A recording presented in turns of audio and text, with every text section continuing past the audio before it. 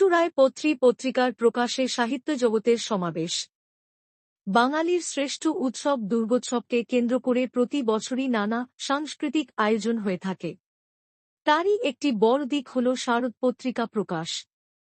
চুঁচুড়ার ফুলপুকুর থেকে মানবেন্দ্র মুখোপাধ্যায়ের সম্পাদনায় টানা ২৭ বছর ধরে প্রকাশিত হয়ে আসছে পত্রী পত্রিকা। শনিবার অনুষ্ঠিত প্রকাশ অনুষ্ঠানে পত্রিকাটির শুভ উদ্বোধন করেন সাহিত্যসেবী ও আঞ্চলিক ইতিহাস গবেষক শ্যামল কুমার সিংহ। এদিনের অনুষ্ঠানে উপস্থিত ছিলেন বিশিষ্ট গল্পকার বিমল গঙ্গোপাধ্যায়, স্বপন মজুমদার, অতনু বসু, শান্তনু চক্রবর্তী সহ অনেকে।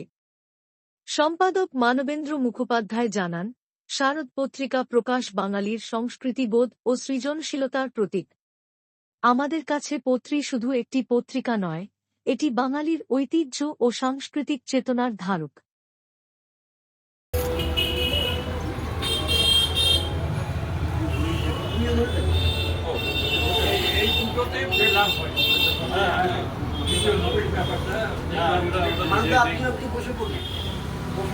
একটা হাতে পত্রিকা নিন, একটা পত্রিকা নিন, এমন পোশাক করে নিচ্ছে। এই যে আবার আপনি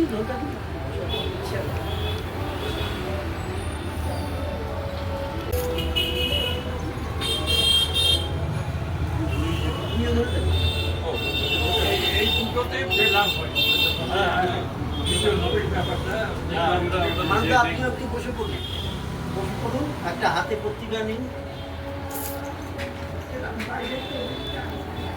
একটা পত্রিকা নিন, এমন পোশাক করে নিচ্ছে। এই যে আবার আপনি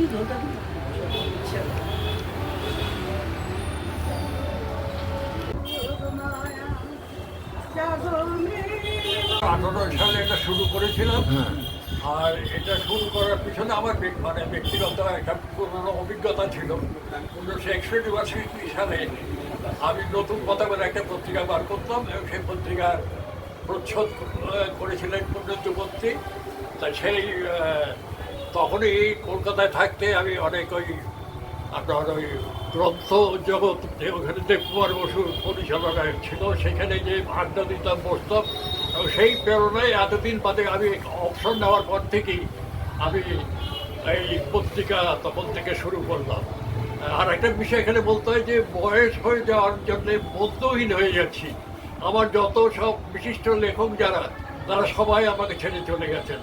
আমি যেরকম রাম বসু আমার পত্রিকাতে লিখেছেন, তারপরে কৃষ্ণধর লিখেছেন, তারপরে দেবকুমার বসু লিখেছেন, আর সবাইকে আমি হারিয়েছি। এবং শেষ মুহূর্তে আমার 70 বছরের বন্ধু দীপঙ্কর, ও ধানসিঁড়ি পত্রিকার 35 বছর ধরে পরিচালনা করেছিল। সেই ধানসিঁড়ি পত্রিকা এখনও আমার কাছে এখানে রাখা আছে।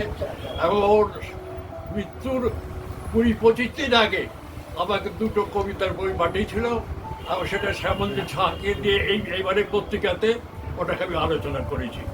যাই হোক, এই পত্রিকা সবার সহযোগিতায় আর শুভার্থী যারা আছেন তাদের শুভেচ্ছায়